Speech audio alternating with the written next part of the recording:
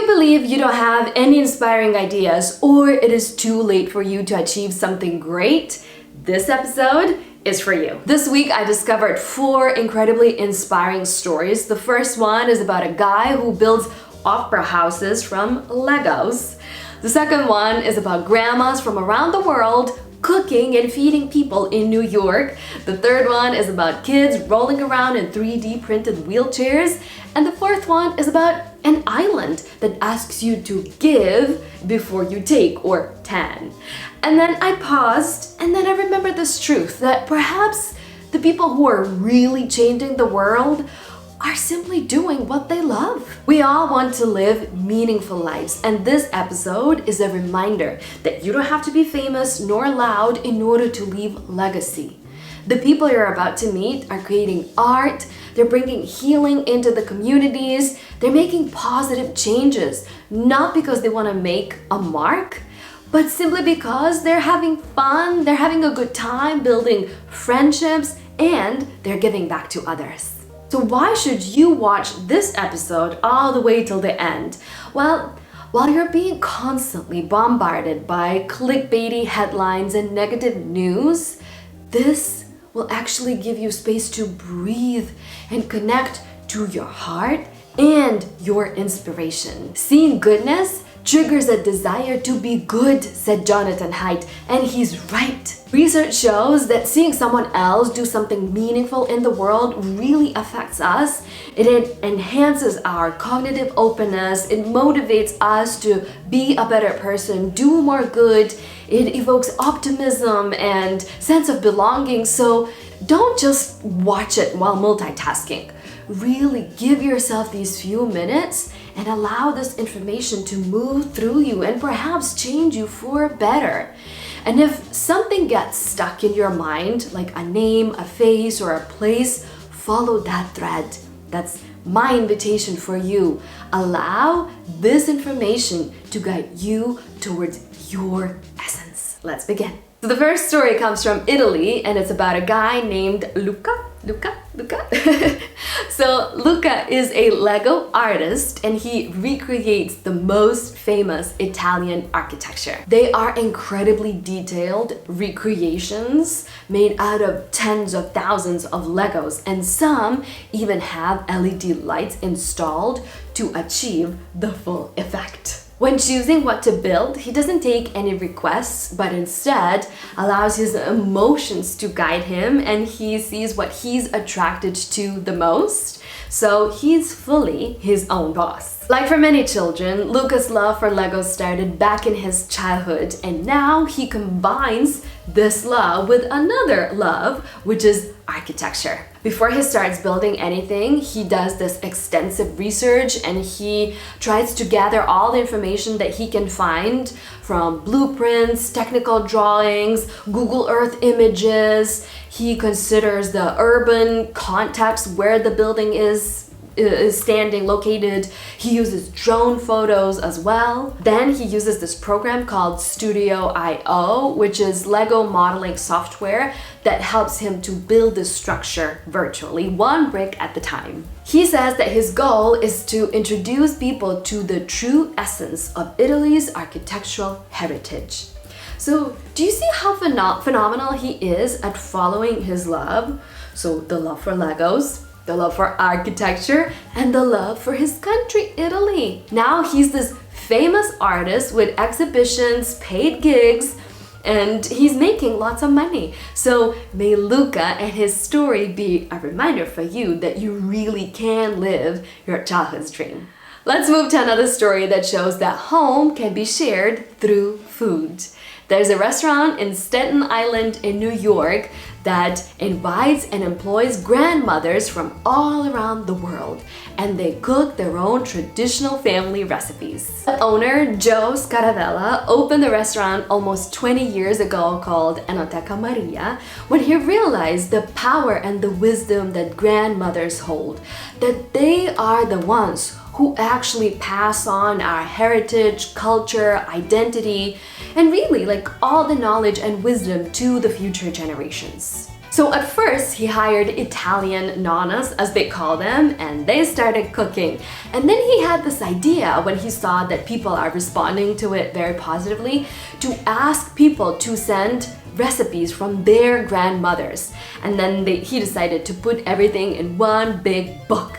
So people contributed, they sent their grandma's recipes along with their photos, and then eventually one thing led to another, and they started actually hiring nanas also from other countries. These women are often lonely because their husbands have passed away, their children grew up and they moved out and moved on. So for them, this is a wonderful opportunity not only to share the love for food and their culture, but also to get together, build new friendships, relationships, have a good time, gossip, lecture their customers, and of course hug them. Today at this restaurant you can find grandmas from all around the world, as I mentioned. So of course Italy, South Korea, Hong Kong, Greece, Spain, Czech Republic, and many other countries.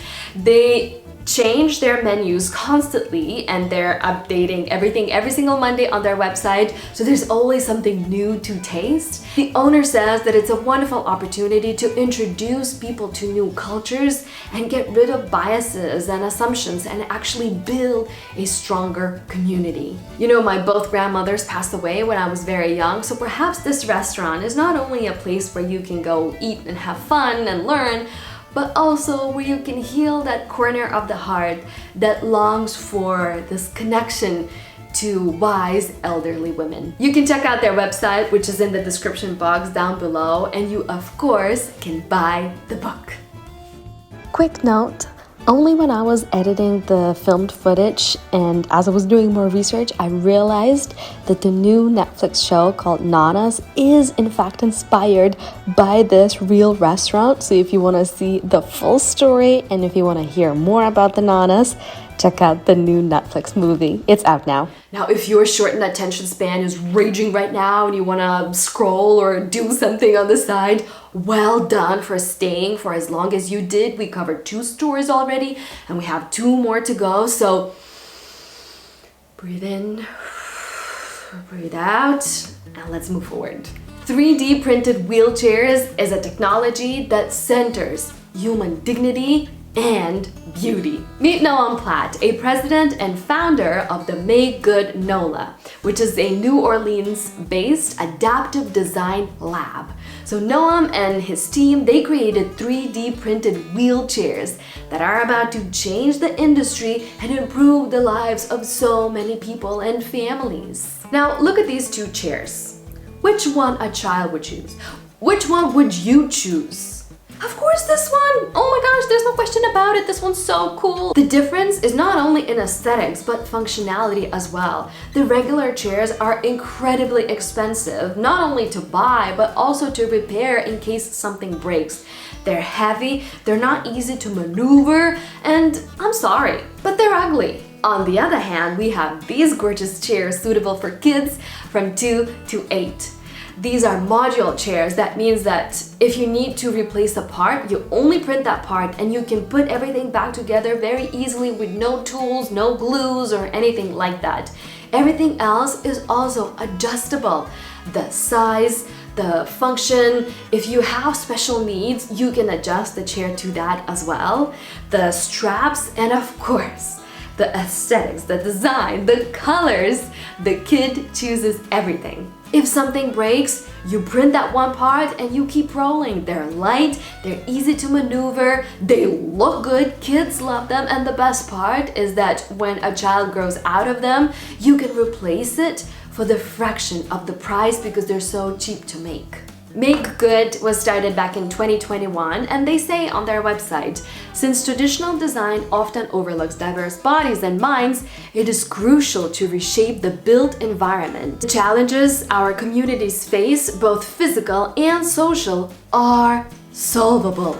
Yes! They work together with therapists from around the world to create the design, and when they design a chair for a specific person, they work with that person or their primary caregiver to make sure that that's the best chair for that individual. I know I already used the phrase the best part, but this is actually truly the best part, is the fact that the team They have shared the downloaded file, so anyone who has 3D printer can download it and print the chair at home. The file is free. Here's a reflective moment for you. So perhaps the best ideas, you don't have to think of them, you don't have to come up with everything, but they can come to you through deep listening. What do people need? Listen, and then give it to them. For the last story, let's move to a place far, far away, which is Fiji. So the country has introduced this new initiative called Loloma Hour. And Loloma in their language means acting with generosity, driven by love. I love this so much. They're encouraging all the visitors and tourists to donate 1 hour of their time and contribute to country's environment, culture, or community by making some kind of positive impact and by giving back. So they have 5 areas to choose from, and these activities are giving back to the wildlife by going on guided nature walks or planting the native trees. They can give back to the community by taking traditional cooking classes, attending storytelling sessions, or village visits. They can give back to the reef by doing some coral planting, reef-safe snorkeling programs, or wearing reef-safe sunscreen. And lastly, they can give back to the coastline by taking a part at the beach cleanups, restoration projects to help safeguard Fiji's coastlines. All of these sound so fun. Honestly, I want to do all of them. I want to dedicate all of my time. The country is joining forces with 21 local resorts on all the islands to make sure that all the visitors have the access and all the information needed to join these activities. This is how generosity and immersion can transform tourism into a mutual love, not only just for one country or the culture, but for its people, for its environment, and our planet, Mother Earth. If you love to travel, can you imagine that every single trip you take becomes a love song and an act of kindness?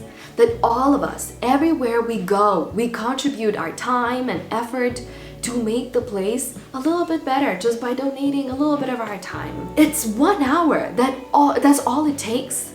Just 1 hour.